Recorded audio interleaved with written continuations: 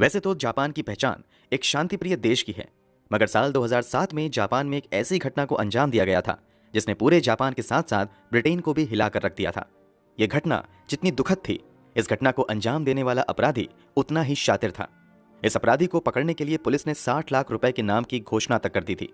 फिर भी अकेले एक अपराधी ने 2 साल तक पूरे जापान की पुलिस प्रशासन की नाक में दम करके रख दिया था। पुलिस को चकमा देने के लिए अपराधी ने जो तरीका अपनाया था वो किसी की भी कल्पना से बिल्कुल परे था। यह घटना ऐसी है कि सच होते हुए भी बिल्कुल फिल्मी लगती है। तो आखिर क्या है इस घटना की पूरी कहानी? कत्ल किसका हुआ था, कातिल कौन था और कैसे अकेले कातिल ने पुलिस की नाक में दम कर दिया था? सब कुछ जानने के लिए वीडियो के अंत तक बने रहिए। जब आप इस कातिल के पकड़े जाने की पूरी कहानी, कोर्ट द्वारा दी गई सजा और जेल में रहते हुए कातिल द्वारा करोड़ों रुपए कमाने जाने के बारे में सुनेंगे तो एक बार तो आपके लिए यकीन करना मुश्किल होगा। तो सब कुछ जानने के लिए वीडियो में आखिर तक जरूर बने रहें। हम कहानी शुरू करें उससे पहले अगर आपने अब तक इस चैनल को सब्सक्राइब नहीं किया है तो जल्दी से चैनल सब्सक्राइब कर बेल आइकन दबा लीजिए। इस पूरी घटना की कहानी के बारे में जानने से पहले कहानी के 2 अहम किरदारों के बारे में जानना बहुत जरूरी है। इस कहानी की पहली अहम किरदार लिंडसे एन हॉकर नाम की लड़की है। लिंडसे हॉकर का जन्म 30 दिसंबर 1984 को इंग्लैंड के वॉरविकशायर में हुआ था। इनके पिता का नाम बिल हॉकर और मां का नाम जूलिया हॉकर था। लिंडसे के जन्म के बाद इसके माता पिता कोवेंट्री नाम की जगह पर रहने आ जाते हैं। यहीं पर लिंडसे की पढ़ाई लिखाई शुरू होती है। लिंडसे पढ़ाई में काफी अच्छी थी, इसलिए इनका एडमिशन इंग्लैंड की सबसे अच्छी यूनिवर्सिटी में एक यूनिवर्सिटी ऑफ लीड्स में होता है। यहाँ से ये बायोलॉजी में 2006 में ग्रेजुएशन की डिग्री हासिल करती हैं। लिंडसे हॉकर मार्शल आर्ट की भी ट्रेनिंग लेती हैं। ग्रेजुएशन की डिग्री पूरी करने के बाद अब लिंडसे हॉकर मास्टर डिग्री हासिल करना चाहती थी, मगर उससे पहले वो जिंदगी में कुछ नया करने का फैसला करती हैं और इसी के तहत वो बतौर इंग्लिश टीचर जापान जाने का फैसला करती हैं। वो जापान के कई नामी इंस्टीट्यूट में इंटरव्यू देती हैं। यहाँ उनका सिलेक्शन जापान के सबसे बड़े प्राइवेट इंग्लिश टीचिंग इंस्टीट्यूट नोवा में हो जाता है। सिलेक्शन के बाद लिंडसे हॉकर जापान के टोक्यो शहर आ जाती हैं। उसकी पोस्टिंग टोक्यो के ही कोइवा शहर में हो जाती है। वो इसी शहर में एक किराए के घर में 2 और विदेशी महिलाओं के साथ रहने लगती हैं। लिंडसे हॉकर के माता पिता और उसका बॉयफ्रेंड अभी इंग्लैंड में ही रह रहा था। उनसे लिंडसे ईमेल, स्काइप तथा फोन के जरिए कांटेक्ट करती थी। एक दिन लिंडसे अपने बॉयफ्रेंड को ईमेल के जरिए बताती हैं कि उसकी मुलाकात तेत्सुया इचिहाशी नाम के एक लड़के से हुई है। तेत्सुया इचिहाशी ही इस कहानी का दूसरा सबसे अहम किरदार है। तेत्सुया इचिहाशी का जन्म 5 जनवरी 1979 को जापान के चुबू रीजन में हुआ था। तेत्सुया की मां एक डेंटिस्ट थी, जबकि पिता शहर के जाने माने डॉक्टर थे। तेत्सुया इचिहाशी के माता पिता अपने बेटे को भी डॉक्टर बनाना चाहते थे, मगर पढ़ाई में इसका मन नहीं लगता है और वो डॉक्टर नहीं बन पाता है। हालांकि इसके बाद वो जापान की एक यूनिवर्सिटी से 2005 में डिपार्टमेंट ऑफ हॉर्टिकल्चर से ग्रेजुएशन की डिग्री प्राप्त करता है। हालांकि इसके बाद भी वो कोई काम धंधा नहीं करता है, बल्कि गुजारे के लिए अपने माता पिता से मिले पैसों पर निर्भर रहता है। उसे माता पिता से महीने के यही 50 से 60 हजार रुपए के आसपास मिलते थे। इचिहाशी अपना ज्यादा समय बस इधर उधर घूमने फिरने में और जिम में लगाता था। इचिहाशी ने मार्शल आर्ट की क्लास भी ली थी और ब्लैक बेल्ट होल्डर था। बाद में हुए खुलासे के बाद लिंडसे हॉकर एक दिन अपने काम से वापस ट्रेन के जरिए घर आ रही थी। तभी ट्रेन में एक लड़का उसके पास आकर कहता है कि आप मेरी इंग्लिश टीचर हैं। इस पर वो कहती हैं कि मुझे तो तुम्हारा चेहरा याद नहीं है, शायद तुम कंफ्यूज हो रहे हो। इस पर वो लड़का कहता है कि नहीं, मेरा नाम तेत्सुया इचिहाशी है, शायद आपको याद नहीं, लेकिन आप मुझे इंग्लिश पढ़ाती हैं। इसी के बाद इन दोनों में बातचीत शुरू हो जाती है। यहाँ लिंडसे हॉकर से तेत्सुया इचिहाशी कहता है कि मैं क्लास में आपसे तो इंग्लिश की क्लास ले ही रहा हूँ, मगर मैं चाहता हूँ कि आप मुझे स्पेशल क्लास भी दे दो ताकि मेरी इंग्लिश कुछ ज्यादा बेहतर हो जाए। लिंडसे हॉकर समय की कीमत का हवाला देते हुए ऐसा करने से मना कर देती हैं। इस पर वो लड़का लिंडसे हॉकर से बहुत ज्यादा रिक्वेस्ट करने लगता है और कहता है कि आप मुझे कम से कम हफ्ते में 2 से 3 घंटे की ही क्लास दे दिया करें, मैं आपको फीस के तौर पर 1 घंटे का $35 दूंगा। ये ऑफर लिंडसे हॉकर के लिए बहुत अच्छा था, इसलिए वो क्लास देने के लिए राजी हो जाती हैं, मगर कहती हैं कि मैं तुम्हारे घर पर नहीं बल्कि दूसरी जगह क्लास दिया करूंगी। इस तरह दोनों के बीच तय होता है कि क्लास शहर के एक बड़े कैफे में होगी। इसी बातचीत के बाद लिंडसे हॉकर का स्टेशन आ जाता है और वो उतर जाती हैं तथा पार्किंग से अपनी साइकिल लेकर अपने घर की तरफ जाने लगती हैं। अभी वो कुछ ही दूर जाती हैं कि नोटिस करती हैं कि उसके पीछे पीछे वो लड़का भी आ रहा है जो अभी अभी उससे ट्रेन में मिला था। लिंडसे हॉकर उसे पीछा छुड़ाने के लिए तेजी से साइकिल चलाते हुए अपनी मंजिल की तरफ बढ़ती रहती हैं, मगर वो लड़का उसका पीछा नहीं छोड़ता है और अंत में जब लिंडसे हॉकर अपने घर के करीब पहुंचती हैं तो यहाँ पर लड़का कहता है कि मुझे माफ कर दो, मैंने शायद आपको परेशान कर दिया है, मैं बस आपको यहाँ सॉरी कहने आया हूँ। इस पर लिंडसे हॉकर कहती हैं ठीक है, मैंने माफ कर दिया, जाओ। मगर लड़का कहता है कि मुझे बहुत प्यास लगी है, आप मुझे बस एक ग्लास पानी दे दो, फिर मैं चला जाऊंगा। इस तरह पानी पीने के बहाने तेत्सुया इचिहाशी लिंडसे हॉकर के घर के अंदर चला जाता है। घर के अंदर दाखिल होते ही तेत्सुया की नजर रूम के अंदर मौजूद लिंडसे की 2 साथियों पर पड़ती है जो उनके साथ ही रह रही थी। यहाँ लिंडसे रूममेट से तेत्सुया का इंट्रोडक्शन अपने स्टूडेंट के तौर पर करवाती है तथा उसके लिए पानी लेने चली जाती है। जब तक लिंडसे पानी लेकर आती हैं, तेत्सुया वहीं बैठ जाता है तथा पास में ही रखे एक कागज पर बस चंद मिनट में लिंडसे हॉकर की एक रफ ड्राइंग बनाता है और उस पर अपना नाम, मोबाइल नंबर और स्काइप आईडी लिखकर लिंडसे हॉकर को देते हुए वहां से इस वादे के साथ निकल जाता है कि लिंडसे वादे के मुताबिक उसे इंग्लिश सिखाने आएंगी। इसी के बाद शनिवार 24 मार्च 2007 को दिन के लगभग 2 बजे के आसपास लिंडसे हॉकर और तेत्सुया इचिहाशी शहर के कैफे में मिलते हैं। यहाँ लिंडसे लगभग 1 घंटे तक तेत्सुया को इंग्लिश पढ़ाती हैं। पढ़ाई खत्म करने के बाद जब पैसे देने की बारी आती है तो तेत्सुया घबराकर लिंडसे से कहता है कि मैं तो पैसे अपने घर पर भूल गया हूँ, अगर तुम बुरा ना मानो तो मेरे साथ चलो, मैं वहीं पर तुम्हें पैसा दे दूंगा। लिंडसे साथ जाने के लिए तैयार हो जाती है। दोनों एक टैक्सी किराए पर लेते हैं और वहां से निकल जाते हैं। थोड़ी देर में ये दोनों फ्लैट पर भी पहुंच जाते हैं। यहाँ लिंडसे तुरंत तेत्सुया इचिहाशी से कहती हैं कि तुम यहाँ मुझे पैसे लाकर दे दो, मगर किसी तरह तेत्सुया लिंडसे को अपने घर के अंदर चलने के लिए मना लेता है। घर के अंदर जाने से पहले लिंडसे टैक्सी ड्राइवर से कहती हैं कि आप यहीं पर इंतजार करो, मैं थोड़ी देर में आ जाऊंगी। इतना कहने के बाद दोनों एक साथ घर के अंदर चले जाते हैं। इधर टैक्सी ड्राइवर घर के बाहर इंतजार करता रहता है। इंतजार करते हुए 7 मिनट बीत जाते हैं मगर लिंडसे हॉकर वापस नहीं आती हैं। तब टैक्सी ड्राइवर बिना किसी को कुछ बताए वहां से निकल जाता है। अब तक शाम हो चुकी थी। लिंडसे हॉकर की रूममेट्स इंतजार कर रही थीं कि वो अब लौटेगी तो तब लौटेगी, मगर काफी देर हो जाती है। लिंडसे हॉकर नहीं लौटती हैं। लिंडसे हॉकर की दोस्त उससे कांटेक्ट करने की कोशिश करती हैं मगर नाकाम रहते हैं। इसी के बाद ये दोनों लिंडसे हॉकर के गायब होने की खबर लोकल पुलिस को भी देती हैं। हालांकि पुलिस तब कोई एफआईआर दर्ज नहीं करती है बल्कि लिंडसे हॉकर के लौटने का इंतजार करने लगती है। इधर लिंडसे हॉकर ना तो 25 मार्च को और ना ही 26 मार्च को क्लास लेने के लिए जाती हैं। तब इंस्टीट्यूट द्वारा इंग्लैंड में रह रहे लिंडसे के माता पिता को इस बात की जानकारी दी जाती है कि आपकी बेटी 2 दिन से पढ़ाने नहीं आ रही है, उससे कोई कांटेक्ट भी नहीं हो पा रहा है। इधर 2 दिन के बाद लिंडसे हॉकर की रूममेट्स की शिकायत पर पुलिस मिसिंग रिपोर्ट दर्ज करती है। पुलिस अधिकारी जांच पड़ताल की शुरुआत उसी कमरे से करते हैं जहां लिंडसे हॉकर रह रही थीं। यहाँ पहले लिंडसे के दोनों रूममेट से पूछताछ होती है। इस पूछताछ में पुलिस को बहुत कुछ हाथ नहीं लगता है। हालांकि जब कमरे की तलाशी ली जाती है तो पुलिस को उसके कमरे से वही ड्राइंग मिलती है जो पिछले दिनों तेत्सुया इचिहाशी ने लिंडसे को बनाकर दिया था। पुलिस इस ड्राइंग के बारे में लिंडसे के रूममेट से पूछती है तो वो पुलिस वालों को बताती हैं कि लिंडसे हॉकर का एक स्टूडेंट कुछ दिनों पहले ही उससे मिलने आया था, उसी ने ये ड्राइंग उसे दी थी। चूंकि उस ड्राइंग पर तेत्सुया इचिहाशी ने अपना मोबाइल नंबर, ईमेल एड्रेस और स्काइप आईडी भी लिख दिया था, इसलिए पुलिस तुरंत तेत्सुया इचिहाशी की कुंडली निकालकर उसकी तलाश में लग जाती हैं। इधर एक सीसीटीवी फुटेज भी पुलिस के हाथ लगती है जिसमें तेत्सुया और लिंडसे आखिरी बार साथ दिख रहे थे। तेत्सुया की डिटेल निकलवाई जाती है तो पता चलता है कि एक छोटे मोटे झगड़े को छोड़कर इसका कोई आपराधिक रिकॉर्ड नहीं रहा है, इसलिए अब तक पुलिस को तेत्सुया इचिहाशी पर कोई शक नहीं होता है। फिर भी वो लिंडसे हॉकर के संबंध में पूछताछ के लिए 27 मार्च 2007 को तेत्सुया के एड्रेस पर जाती हैं। यहाँ पूछताछ के लिए केवल 2 अधिकारियों को भेजा गया था। जापान के कानून के मुताबिक अगर पुलिस के पास कोर्ट का कागज और उचित कारण नहीं है तो वो बेवजह किसी के दरवाजे पर नॉक भी नहीं कर सकती हैं। इसीलिए जब दोनों अधिकारी आते हैं तो तेत्सुया इचिहाशी का दरवाजा उन्हें बंद मिलता है। घर की सभी लाइट्स भी ऑफ थीं। पुलिस वाले दरवाजे पर नॉक नहीं करते हैं बल्कि आसपास के पड़ोसियों से इचिहाशी के बारे में पूछताछ शुरू करते हैं। इसी दौरान एक पड़ोसी बताता है कि कल इसके घर से बहुत ज्यादा आवाज आ रही थी, ऐसा लग रहा था कि किसी चीज को तोड़ा जा रहा हो। इसके बाद पुलिस वाले बाहर से ही तेत्सुया इचिहाशी के घर का मुआयना करते हैं तो पता चलता है कि घर की सारी लाइट ऑफ हैं, मगर जब पुलिस वाले उसके दरवाजे के करीब आते हैं तो उन्हें भी घर के अंदर से कुछ खटपट की आवाज में सुनाई देती है। घर की स्थिति और बाहर के माहौल को देखकर पुलिस वालों को अंदाजा हो जाता है कि यहाँ जरूर कुछ गड़बड़ है, इसलिए वो दोनों अधिकारी तुरंत आला अधिकारियों को फोन करते हुए और बैकअप भेजने के लिए कहते हैं। इसी के बाद लगभग शाम के 7 बजे तक 7 और पुलिस अधिकारी वहां पहुंच जाते हैं। अब ये 9 पुलिस अधिकारी अलग अलग फ्लोर पर अपनी पोजीशन ले लेते हैं और इंतजार करते हैं कि तेत्सुया इचिहाशी बाहर निकलेगा तो उससे पूछताछ होगी। पुलिस वाले को इंतजार करते हुए 2 घंटे बीत जाते हैं मगर तेत्सुया इचिहाशी बाहर नहीं निकलता है। पुलिस वाले फिर भी वहीं डटे रहते हैं और इचिहाशी का इंतजार करते रहते हैं। तभी पुलिस की नजर से बचकर वो अपने घर का दरवाजा काफी तेजी से खोलता है और पीठ पर एक छोटा सा बैग लेकर वहां से भागने की कोशिश करता है। उसके दरवाजे के पास मौजूद पुलिस वाला उसे रोकने की कोशिश करता है मगर वो सभी को चकमा देते हुए वहां से भागने लगता है।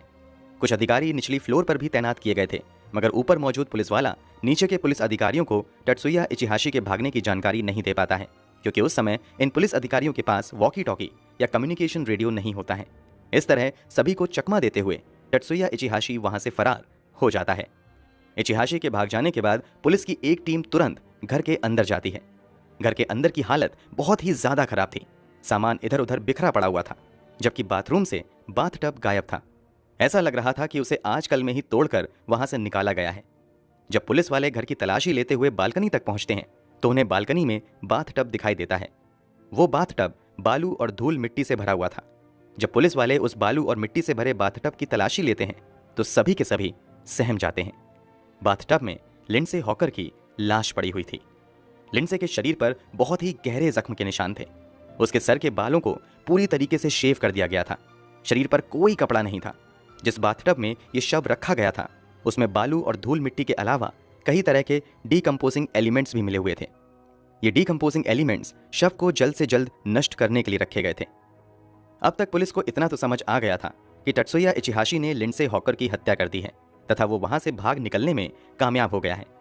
अब पुलिस बड़े पैमाने पर टत्सुया इचिहाशी की तलाश शुरू कर देती है।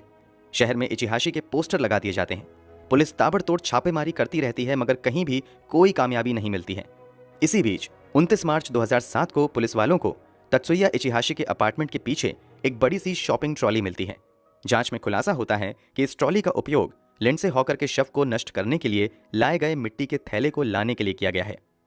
पुलिस अभी यहां जांच कर ही रही थी कि तभी उन्हें कहीं से खबर मिलती है कि टत्सुया इचिहाशी को पास के ही होटल में देखा गया है। इस गुप्त सूचना के आधार पर आनन फानन में 20 पुलिस वालों की एक टीम बनाई जाती है तथा ये सभी ईस्ट टोक्यो में मौजूद लव होटल पर छापेमारी करते हैं। मगर पुलिस की यह मेहनत बेकार जाती है, क्योंकि वहां से टत्सुया इचिहाशी पहले ही फरार हो चुका होता है। अब पुलिस वाले पहले से कहीं बड़े पोस्टर छपवाकर शहर में लगवाना शुरू कर देती है। साथ ही टत्सुया इचिहाशी की कोई भी खबर देने वाले को लगभग 6 लाख रुपए के इनाम देने की घोषणा कर देती है। काफी कोशिशों के बाद भी टत्सुया इचिहाशी का कोई अता पता नहीं चलता है। इसका नतीजा होता है कि 2008 की शुरुआत में ही केस की जांच लगभग रुक जाती है। इस केस को जबरदस्त मीडिया कवरेज भी मिल रहा था और लोगों की हमदर्दी लिंडसे के साथ थी, इसलिए जांच के सुस्त होने की वजह से लोगों का गुस्सा बढ़ने लगता है। उधर इंग्लैंड से लिंडसे हॉकर के माता पिता भी जापान आ जाते हैं तथा अधिकारियों पर जांच का दबाव बनाते हैं। इसके अलावा इंग्लैंड हाई कमीशन के आला अधिकारी भी जापान सरकार से जल्द लिंडसे हॉकर के कातिलों को पकड़ने के लिए कहते हैं। जापान पुलिस के प्रति भी लोगों का गुस्सा बढ़ने लगता है तथा कई जगह जस्टिस फॉर लिंडसे हॉकर जैसे कैंपेन शुरू हो जाते हैं। इस मामले में जापानी पुलिस की मदद के लिए इंग्लैंड से यॉर्कशायर पुलिस की भी एक टीम जापान आती है। चारों तरफ से बढ़ते प्रेशर की वजह से एक बार फिर से जापान पुलिस 2008 के अक्टूबर महीने में पूरी ताकत से इस केस की इन्वेस्टिगेशन शुरू करती है। अब इस केस को सॉल्व करने के लिए 140 पुलिस अधिकारी लगाए जाते हैं। इन सब के बीच अब पुलिस की मेहनत भी थोड़ी रंग लानी शुरू करती है तथा पुलिस को अलग अलग जगहों पर टत्सुया इचिहाशी के देखे जाने की खबर मिलने लगती है, मगर हर बार पुलिस के पहुंचने से पहले टत्सुया इचिहाशी वहां से लापता हो जाता है। इसी बीच 2008 के अक्टूबर महीने के अंत में पुलिस की ओर से एक बयान दिया जाता है कि पुलिस की ओर से बनाए गए दबाव की वजह से टत्सुया इचिहाशी ने आत्महत्या कर ली है। हालांकि पुलिस ने अब तक टत्सुया इचिहाशी का शव बरामद नहीं किया था और न ही कोई ठोस सबूत दिया था, इसलिए लिंडसे हॉकर के माता पिता समेत जापानी मीडिया पुलिस के इस दावे को खारिज करते हुए केस को कमजोर करने का आरोप लगाने लगती है। चौतरफा आलोचना के बाद पुलिस फिर से अपनी जांच को आगे बढ़ाती है, मगर पुलिस के हाथ खाली ही रहते हैं। 15 जनवरी 2009 को जापान टुडे की ओर से एक खबर में दावा किया जाता है कि टत्सुया इचिहाशी भागकर फिलीपींस चला गया है। हालांकि इस बात के भी कोई पुख्ता सबूत पेश नहीं किए जाते हैं। लिंडसे हॉकर मार्च 2007 में गायब हुई थी और अब समय आ चुका था मार्च 2009, मतलब इस हत्या को 2 साल हो गए थे, मगर उसके कातिल का कहीं भी अता पता नहीं चल रहा था। लिंडसे हॉकर की दूसरी डेथ एनिवर्सरी के मौके पर जापान में इसकी याद में बड़े स्तर पर कार्यक्रम आयोजित किए जाते हैं। यहाँ लिंडसे हॉकर के इंसाफ की बात की जाती है। अब एक बार फिर से जब पुलिस पर दबाव बढ़ता है तो वो नए सिरे से जांच की शुरुआत करते हुए जापान के कई बड़े शहर में टत्सुया इचिहाशी के लाइफ साइज कटआउट्स लगवा देती है। इतना ही नहीं, 26 जून 2009 को जापानीज नेशनल पॉलिसी एजेंसी की ओर से टत्सुया इचिहाशी की खबर देने वाले के लिए इनाम की राशि भी बढ़ाकर 6 लाख से लगभग 60 लाख रुपए कर दी जाती है। यहाँ पुलिस की ये तरकीब थोड़ी काम कर जाती है। एक दिन जापान के नागोया शहर का एक प्लास्टिक सर्जन पुलिस वालों को बताता है कि शायद मैंने इस लड़के की प्लास्टिक सर्जरी की है। डॉक्टर बताता है कि कुछ महीने पहले नागोया क्लिनिक पर ये लड़का आया था जिसने प्लास्टिक सर्जरी के जरिए अपनी नाक थोड़ी ऊपर उठवाई थी। इसके अलावा उसने अपने गाल पर मौजूद 2 तिल को हटवाने के साथ साथ अपनी आईलिड्स फोल्ड करवाई थी, अपनी लिप्स की मोटाई को भी बढ़ाया था। यहाँ डॉक्टर पुलिस वालों को सर्जरी से पहले तथा सर्जरी के बाद ली गई तस्वीर दिखाता है। इन तस्वीरों को देखकर पुलिस पूरा माजरा समझ जाती है कि कैसे पुलिस की पकड़ से बचने के लिए टत्सुया इचिहाशी ने प्लास्टिक सर्जरी के जरिए अपना चेहरा बिगाड़ लिया था। अब पुलिस द्वारा पूरे शहर में टत्सुया इचिहाशी का प्लास्टिक सर्जरी के बाद वाला फोटो लगवा दिया जाता है। इसी के कुछ दिनों बाद शहर में इचिहाशी के बड़े बड़े बैनर देखकर एक मजदूर पुलिस वालों को खबर देता है कि इसी से मिलता जुलता लड़का उसकी साइट पर भी काम करता है। इन सब सूचनाओं के आधार पर पुलिस वाले बड़ी ही सावधानी से टत्सुया इचिहाशी की स्थिति का पता लगाती है और फाइनली 10 नवंबर 2009 को ओसाका के एक कंस्ट्रक्शन साइट पर रेड करती है। जब पुलिस वहां पहुंचती है उस समय टत्सुया इचिहाशी जहाज से समुद्र के रास्ते दूसरी जगह भागने की तैयारी कर रहा था। अभी वो भाग पाता तभी पुलिस वहां पहुंच जाती है। अब टत्सुया इचिहाशी को एहसास हो जाता है कि उसका खेल खत्म हो गया है, इसलिए वो दोनों हाथ उठाकर खड़ा हो जाता है और खुद को पुलिस के हवाले कर देता है। टत्सुया इचिहाशी को गिरफ्तार करने के बाद उसे 23 दिनों की पुलिस रिमांड में भेज दिया जाता है। यहाँ उससे कड़ाई से पूछताछ होती है, मगर वो अपना गुनाह कबूल नहीं करता है और लिंडसे हॉकर की हत्या से लगातार इनकार करता रहता है। मगर जब पुलिस बहुत ज्यादा सख्ती के साथ उससे पूछताछ शुरू करती है तो फाइनली टत्सुया इचिहाशी दिल दहला देने वाले रहस्य से पर्दा उठाता है। वो बताता है कि जब पहली बार उसने ट्रेन में लिंडसे हॉकर को देखा था तभी उसने तय कर लिया था कि इसके साथ गलत करेगा। इसी के बाद उसने लिंडसे हॉकर से ट्रेन में झूठ बोला और फिर बहाने से उसे खुद को इंग्लिश पढ़ाने के लिए तैयार कर लिया और फिर पैसे देने के बहाने उसे अपने घर के अंदर बुलाया। टत्सुया इचिहाशी के बयान के मुताबिक लिंडसे हॉकर जैसे ही पैसे लेने के लिए घर के अंदर आती हैं वो उससे जबरदस्ती करने लगता है। मगर लिंडसे भी मार्शल आर्ट सीख चुकी थी, इसलिए वो इचिहाशी पर अपने बचाव में हमले करती हैं। टत्सुया इचिहाशी भी मार्शल आर्ट में ब्लैक बेल्ट होल्डर था, इसलिए वो भी लिंडसे हॉकर पर हमले करता है। दोनों के बीच कुछ देर तक ये लड़ाई चलती है, मगर टत्सुया एक बार सीधे लिंडसे की गर्दन पर करता है जिससे उसकी गर्दन की हड्डी टूट जाती है और वो नीचे गिर जाती हैं। इसी के बाद बड़ी बेरहमी से वो लिंडसे हॉकर के साथ बलात्कार करता है। इसी दौरान गला दबाकर उसकी हत्या भी कर देता है। हत्या करने के बाद वो शव को बाथरूम में छुपा देता है। इसके बाद इचिहाशी बाहर दुकान जाता है जहां से वो मिट्टी और बालू के साथ साथ डिकम्पोजिंग एलिमेंट्स खरीद कर लाता है। सभी सामान लाने के बाद वो पहले तो लिंडसे हॉकर के सभी सामान को नष्ट करता है, फिर उसके सर के बाल छीलकर शव को उठाकर बाथिंग टब में रखता है और फिर मिट्टी तथा बालू के साथ साथ उसमें डिकम्पोजिंग एजेंट्स मिला देता है। इसके बाद वो बाथ टब को खींचकर बालकनी में ले आता है और वहीं रख देता है। उसी शाम जब वो भागने की तैयारी कर रहा था तभी पुलिस वहां आ जाती है। हालांकि पुलिस के आने के बावजूद वो भागने में कामयाब रहता है। भागते हुए वो पहले एक शहर से दूसरे शहर तक जाता रहता है और फिर प्लास्टिक सर्जरी कराकर अपना चेहरा बिगाड़ने का फैसला करता है ताकि पुलिस उसे पहचान ना पाए। एक डॉक्टर का बेटा होने के नाते उसे प्लास्टिक सर्जरी के बारे में अच्छे से मालूम था, इसलिए वो आसानी से प्लास्टिक सर्जरी करवा लेता है और बचकर रहने में कामयाब हो जाता है। टत्सुया इचिहाशी द्वारा अपना गुनाह कबूल किए जाने के बाद उस पर लिंडसे हॉकर के अपहरण, बलात्कार और हत्या का मामला दर्ज कर लिया जाता है। इस मामले की सुनवाई शिबा डिस्ट्रिक्ट कोर्ट में शुरू होती है। यहाँ टत्सुया इचिहाशी के वकील की ओर से दलील दी जाती है कि टत्सुया इचिहाशी ने लिंडसे हॉकर की जानबूझकर जान नहीं ली है, बल्कि गलती से उसकी जान चली गई। टत्सुया इचिहाशी बयान देता है कि उसने रेप करते समय अपने हाथों से लिंडसे हॉकर की नाक और मुंह बंद कर दिया था ताकि वो मदद के लिए चिल्ला ना सके, मगर इसी बीच सफोकेशन से उसकी जान चली गई। कोर्ट में लिंडसे हॉकर के वकील की ओर से टत्सुया इचिहाशी को फांसी की सजा देने की मांग की जाती है। लंबे समय तक इस केस की सुनवाई चलती रहती है। इसी बीच सितंबर 2010 में टत्सुया इचिहाशी जापान में छपने वाले कुछ न्यूज़पेपर के माध्यम से लिंडसे हॉकर के माता पिता से अपने किए के लिए सार्वजनिक रूप से माफी मांगता है। इतना ही नहीं, जेल में रहते हुए टत्सुया इचिहाशी एक किताब भी लिखता है जिसमें वो बताता है कि कैसे वो पहली बार लिंडसे हॉकर से मिला और कैसे उसने उसकी हत्या कर दी। इसके अलावा उसने इस किताब में बताया कि कैसे वो 2.5 साल तक भागते हुए अपनी जिंदगी बिताता रहा और कैसे प्लास्टिक सर्जरी करवाई। जनवरी 2011 में ये बुक रिलीज होते ही बहुत ज्यादा बिकती है और देखते ही देखते बेस्ट सेलिंग बुक भी बन जाती है। वो किताब की बिक्री से जेल में रहते हुए करोड़ों रुपए कमाता है। हालांकि टत्सुया अपनी लिखी इस किताब से होने वाली पूरी कमाई लिंडसे हॉकर के माता पिता को देने का ऑफर देता है, मगर लिंडसे हॉकर के माता पिता इस ऑफर को ठुकरा देते हैं। आगे टत्सुया इचिहाशी की इस किताब पर 2013 में जापान में एक फिल्म भी बनती है। खैर, इन सभी के बीच मामले की भी सुनवाई कोर्ट में चलती रहती है। फाइनली 21 जनवरी 2011 को शिबा डिस्ट्रिक्ट कोर्ट की ओर से टत्सुया इचिहाशी को लिंडसे हॉकर की हत्या करने के लिए उम्र कैद की सजा सुनाई जाती है। इस सजा का विरोध करते हुए लिंडसे हॉकर के माता पिता कोर्ट से इचिहाशी को फांसी की सजा देने की मांग करते हैं, मगर कोर्ट फांसी की सजा को बहुत ज्यादा सख्त सजा मानते हुए टत्सुया इचिहाशी को फांसी की सजा देने से इनकार कर देते हैं।